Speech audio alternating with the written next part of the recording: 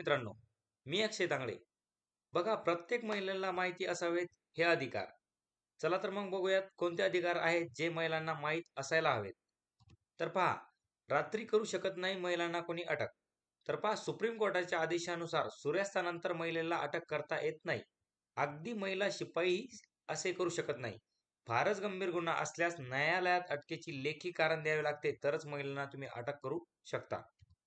पहा, प्रायव्हसीचा अधिकार. महिलांना रेप पीडितेला खाजगीत जबाब देऊ शकते.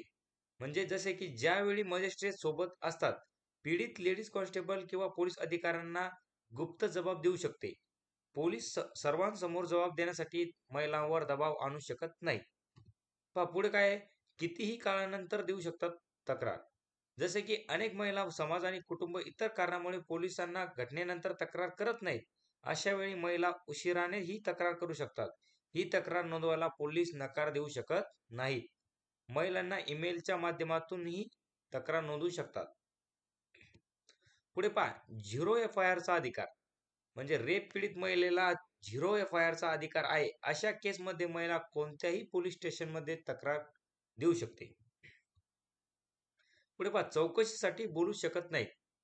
कोणत्याही महिलेला चौकशीसाठी पोलीस स्टेशनला बोलवले जाऊ शकत नाही. महिलेची चौकशी तिच्या घरी एखाद्या महिला पोलिसाच्या उपस्थितच करू शकतात.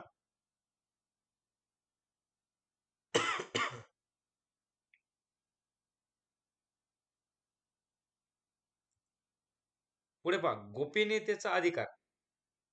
रेप केसमध्ये महिलेची ओळख गोपनीय ठेवणे गरजेचे आहे. पोलीस व मीडिया कोणीही पीडितेचे नाव उजागर करू शकत नाही. त्यापुढे पहा, प्रेग्नेंट कर्मचाऱ्यांनी कंपनी कामावरून हकालपट्टी करू शकत नाही. काय तर प्रेग्नेंट महिलांना कंपनी कामावरून हकालपट्टी करू शकत नाही.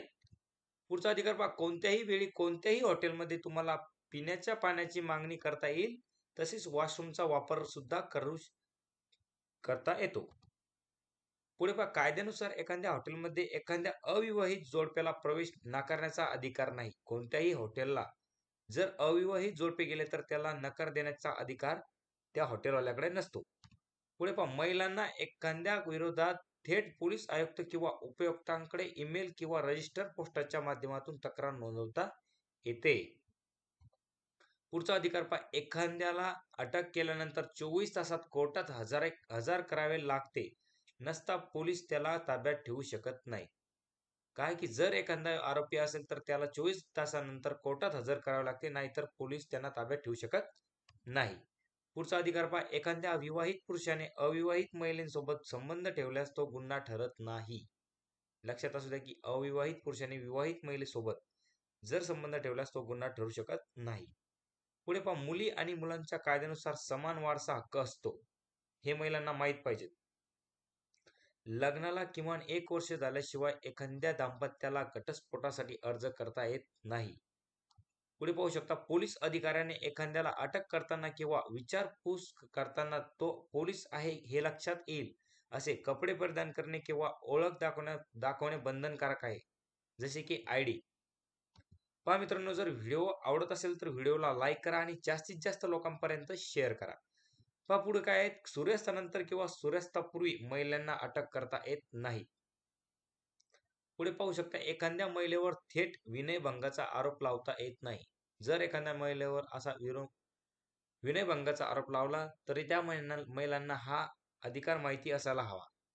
पुढे पाहू शकता, सार्वजनिक ठिकाणी किसिंग किंवा मिठी मारणे हा फौजदारी गुन्हा ठरू शकत नाही किंवा गुन्हा नाही. पुढे पाहू शकता तुम्ही, तुमची तक्रार नोंदवण्यास नकार देणाऱ्या किंवा टाळाटाळ करणाऱ्या पोलिसांना 6 महिने ते 2 वर्षाच्या तुरुंगवासाची शिक्षा होऊ शकते. विवाहित जोडप्याला 2 मुले किंवा 2 मुली दत्तक घेता येत नाही. 1 मुलगा आणि 1 मुलगी दत्तक घेता येते. पुढे पहा, अधिकार काय की एखाद्याला अटक झाल्यानंतर ज्याला कोणत्याही कारणासाठी अटक झाली आहे हे जाणून घेण्याचा पूर्णपणे अधिकार आहे. की मला तुम्ही कोणत्या कारणामुळे अटक केली आहे हे जाणून घेण्याचा तुम्हाला पूर्णपणे अधिकार आहे. पुढे पहा, बलात्कार पीडितेला पोलिसात तक्रार न करता डॉक्टरकडे वैद्यकीय तपासणीसाठी जाता येत नाही. बलात्कारी पीडितेला काय पोलिसात तक्रार दिल्याशिवाय डॉक्टरांकडे वैद्यकीय तपासणीसाठी जाता येत नाही. पुढचा अधिकार आहे महिलांना माहित पाहिजे की बलात्काराच्या प्रकरणामध्ये मोफत कायदेशीर मदत मिळवण्याचा अधिकार हा महिलेचा असतोच. पुढे एखाद्याला रेकॉर्डेड फोन कॉल्स न्यायालयात पुरावा म्हणून सादर करता येतो. पुढे एकटा पुरुष असल्यास त्याला मुलगी दत्तक घेता येत नाही. हा एक कायदा आहे. पुढे पाहू शकता तुम्ही बलात्कार किंवा लैंगिक अत्याचारावरील पीडितावर जबाब नोंदवण्यासाठी पोलीस ठाण्यात जाण्याची बळजबरी करता येत नाही. पुढे एखाद्या महिलेला उलट तपासणीसाठी कोर्टात बोलवता येत नाही. त्याऐवजी घरीच तिचा जबाब नोंदवावा लागतो. पुढे कामाच्या ठिकाणी महिला आणि पुरुष कर्मचाऱ्यांना समान वेतन मिळवण्याचा हक्क आहे. पुढचा अधिकार काय आहे की महिला आरोपीला केवळ महिला पोलीस अटक करू शकतात. तेही सकाळी 6 ते सायंकाळी 6 या कालावधीच्या आतच महिला आरोपीला अटक करू शकते. पुढे ब्रीथलायझर चाचणीस नकार दिला तर एखाद्याला मद्यपान केल्याच्या आरोपावरून अटक करण्यासाठी पोलिसांना वॉरंटची गरज नसते. पुढे पाहू शकता तुम्ही की बलात्कार झाला किंवा नाही याबाबत डॉक्टरचे मत हा अंतिम पुरावा ग्राह्य धरला जात नाही.